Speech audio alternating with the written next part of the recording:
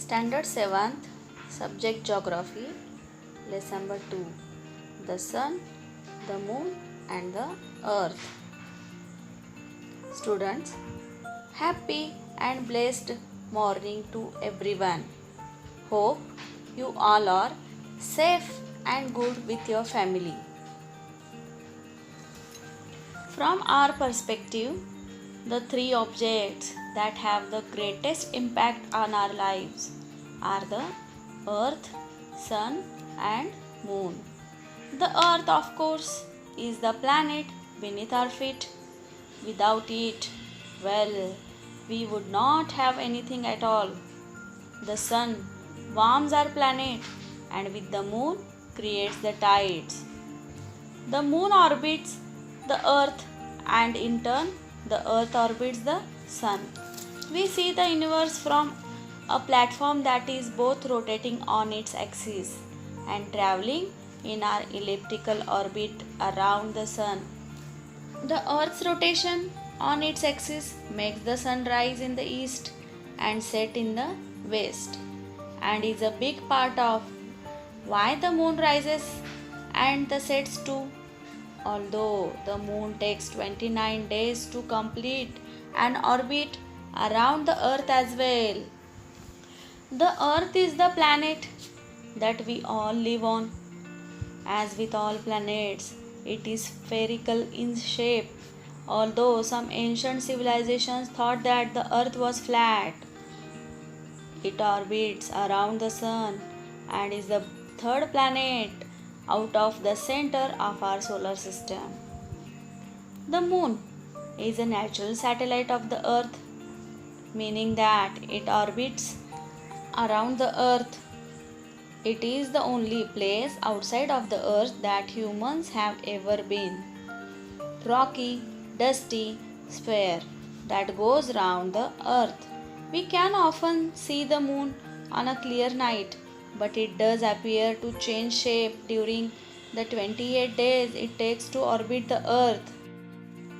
The earth and moon orbit around the sun, which is a star sitting in the center of our solar system.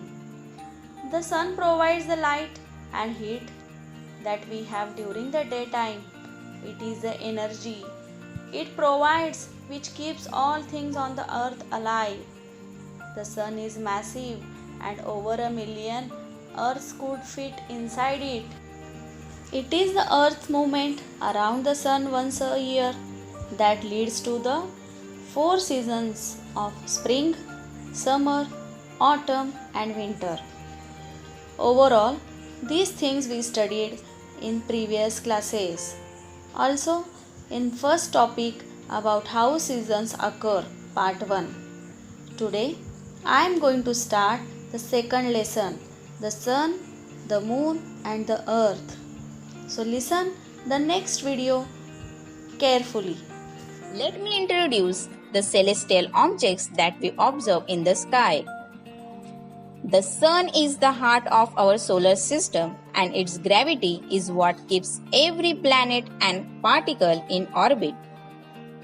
The sun is one of more than 100 billion stars in the Milky Way galaxy. It holds 99.8% of solar system's mass and is roughly 109 times the diameter of the earth. It means about 1 million earths could fit inside the sun.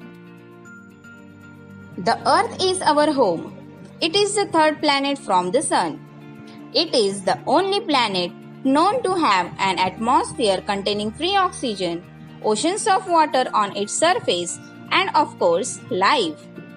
Earth is the fifth largest of the planets in the solar system. Earth's gravity interacts with other objects in space, especially the sun and the moon. The moon is an astronomical body orbiting the earth as its only natural satellite. It is the fifth largest satellite in the solar system. So students, in this lesson, let's learn in detail about motions, phases and eclipses formed by the moon. In the previous lesson, we learnt that The Earth takes 24 hours to spin or rotate around its own axis and 365 days and 6 hours to complete one revolution. Similarly, Moon is also having axial motion and orbital motion. Students, we know that the Earth rotates around its own axis. Similarly, the Moon also rotates around its own axis. The motion of the Moon around its own axis is called its axial motion. Students, in the previous lesson, we learnt that the Earth takes 24 hours to complete one rotation around its own axis and 365 days and 6 hours to complete one revolution. Similarly, like the Earth, the Moon also rotates around its own axis, and while rotating, it also revolves around the Earth. It is called its orbital motion. The Moon orbits quite fast. It moves about 0.5 degrees per hour in the sky. In 24 hours, it moves 13 degrees. The Moon revolves around the Earth and the Earth revolves around the Sun. As a result, though the Moon does not revolve around the Sun, indirectly it makes revolutions around the Sun. The time it takes to make one revolution around the Earth and one rotation around itself is the same. It means that the Moon takes around a month to complete its rotation and revolution. That is why, students, we constantly see one and the same side of the Moon.